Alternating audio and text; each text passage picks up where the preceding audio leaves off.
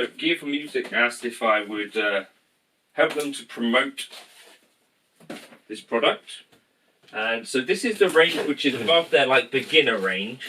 Still affordable guitars.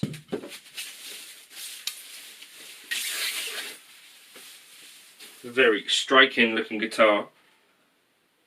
Kind of hip shotty looking bridge. Nice bevel here. Frets are nice and even. Reverse headstock. That's actually a really decent level of quality. Looks like it. The neck is not a skinny shape. Got a volute here. Locking tuners. And it actually feels really comfortable in the hands. That's really impressive. Yeah, I thought it was going to be potentially quite a cheap feeling guitar, but it really...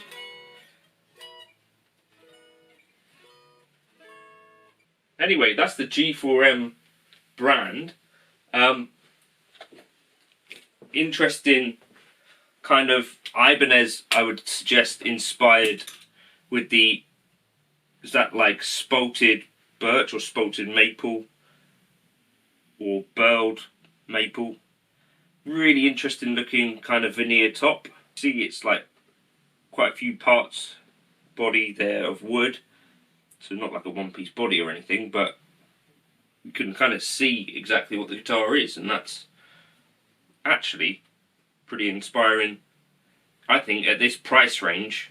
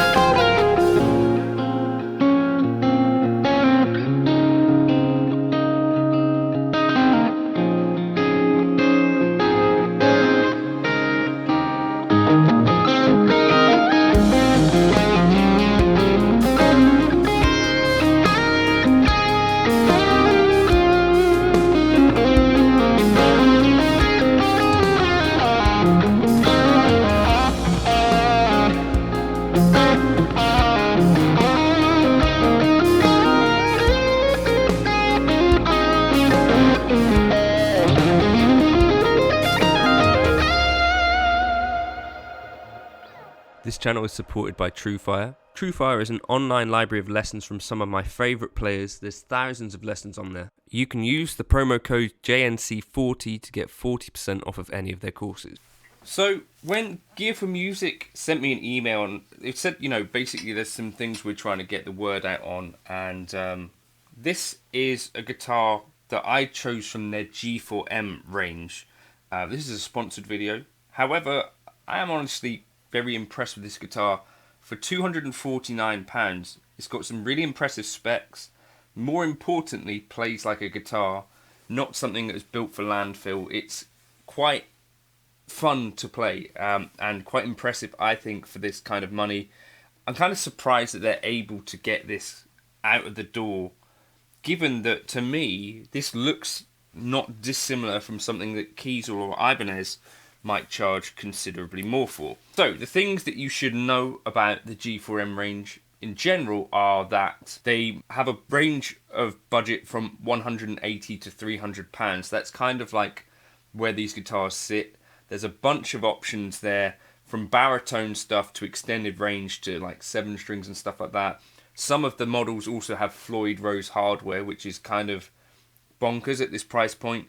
But yeah, a range of baritones which apparently are very popular, and some other guitars. What I like about this guitar in particular, and what I've been using there, I was using Neural DSP's Archetype Plenty X. I'm going to do another video on that, or I may have already put it up, on the specific tones, but it's, you know, like quite a reasonably priced rig, like £250 into 119 euros plug-in into my audio interface, and you know, you can get some very reasonable tones out of it. Got locking tuners. They're not branded, but they are locking.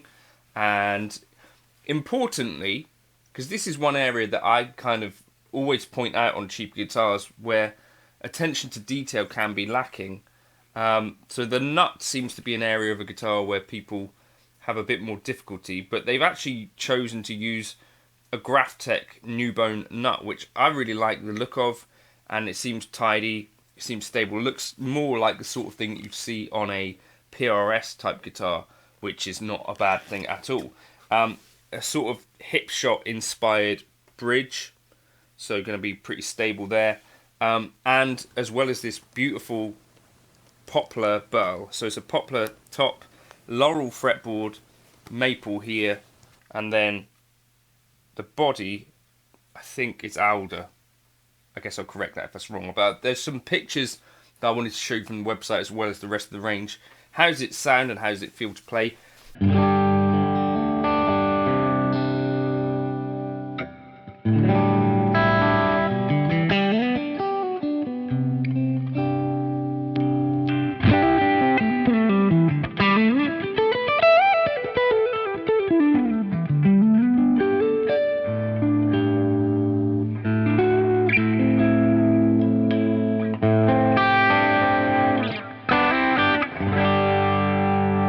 Hotter ceramic pickups. I think on a kind of more heavy focused instrument like this is a bit of a feature.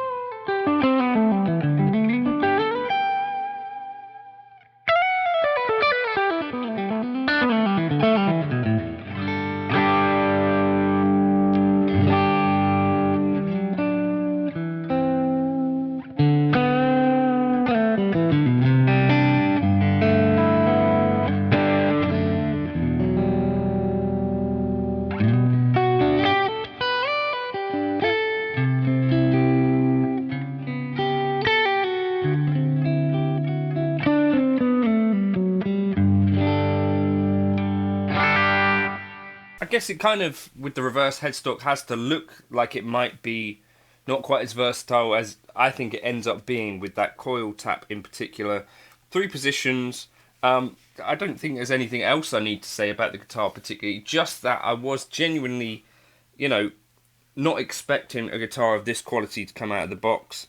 It has inlays here rather than on the front, so you can kind of visualize your stuff with the side dots. Genuinely enjoying playing it, and was quite inspired to put together that little track at the start. Yeah, nice work from Gear for Music.